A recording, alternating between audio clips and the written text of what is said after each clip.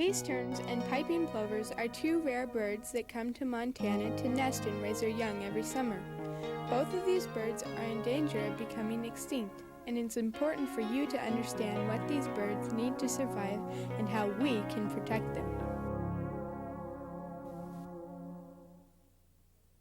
Piping plovers and least terns spend the winters along the coast of South America, Mexico, and the southern United States.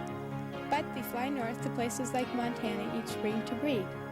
Here they nest on lakes, wetland shores, and sandbars, in and near the Yellowstone and Missouri rivers in eastern Montana. Unlike most birds who build nests in holes or trees, least terns and piping plovers dig shallow nests in the sand, making them more vulnerable to predators.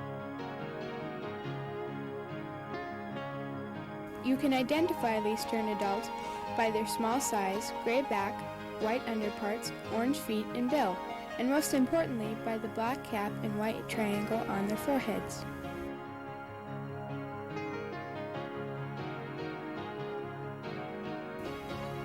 Another way to identify least terns are by watching their behavior. They catch fish, their favorite food, by hovering over water and diving until they've caught the fish with their long bills. Piping plovers are comical birds that scurry about in the sand and mud, catching insects. Piping plovers often stop to bob their heads and look around. You can tell a piping plover adult from other shorebirds by their gray back, white underparts, short orange and black bill, unlike the long orange bill of the least tern, and a single black band around the neck and one across their foreheads. Least terns lay 2 to 3 eggs, and piping plovers usually lay 4 eggs.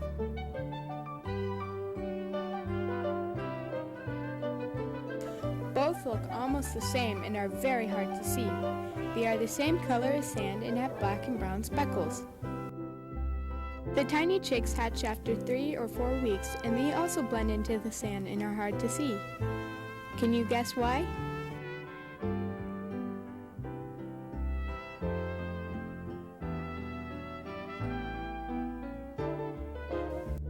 Tern and plover chicks wander away from the nest 1 or 2 days after hatching.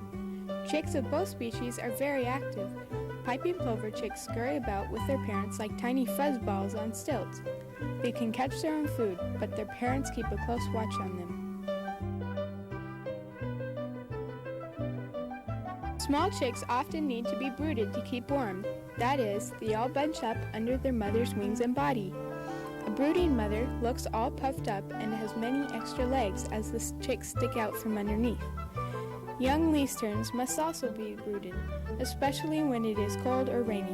The adult forms a small hole in sand by kicking sand out from under its body. Then the chicks scramble underneath. As the chicks grow older, they make their own holes under small plants for protection.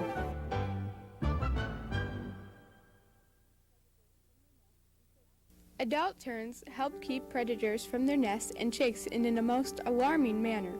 All adults fly up and attack an intruder by diving on it and bombing it with feces.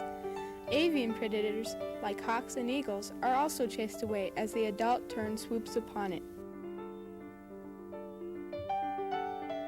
Piping plovers rely on other tactics. First, they sneak away from their nest or chicks. Then, when the adult is far from its young, it will play like it has a painful broken wing. This will draw the predator's attention away from the area. The plover continues, leading the predator farther and farther away. When the plover feels its young are safe, it flies away, leaving a very confused predator. These tactics do not always work, and many least terns and piping plovers lose their eggs and chicks. Sometimes chicks are lost to flooding, and of course humans can present a problem to the survival of these birds. Least tern chicks cannot feed themselves. Parent terns bring in tiny fish and hold them in their bills to offer to their chicks. Parents often have to fly around calling and looking for their chicks because least tern chicks run all over the place when the weather is good. Both chicks can fly when they are about 3 weeks old. These young birds look a lot like their parents, except the terns have no black cap and young plovers have no black bands. Flying tern and plover chicks are magnificent. Just think, only 6 to 8 weeks ago they were first laid as eggs, and only 3 to 4 weeks ago they were tiny cotton ball chicks. It's amazing, especially when you consider that they faced many dangers during that time. Least terns and piping plovers nest in habitats that humans also like to use. Beaches, for example, are great places to have houses, go swimming, picnicking, and driving. In Montana, least terns and piping plover nesting habitat on rivers have been destroyed by dams and irrigation diversions or altered by farming and building. Sandbars and lake shorelines are also used for recreation, forcing the birds out. Population numbers of both birds in Montana are low and getting lower each year. Many people care about these beautiful birds and want to ensure that they survive. You can help by staying away from these birds if you see them while out boating or fishing. Leave the area. You may not see their eggs. Don't leave garbage in their habitat. This will attract predators. And most of all, tell your friends how to avoid and respect piping plovers and least terns and their habitat.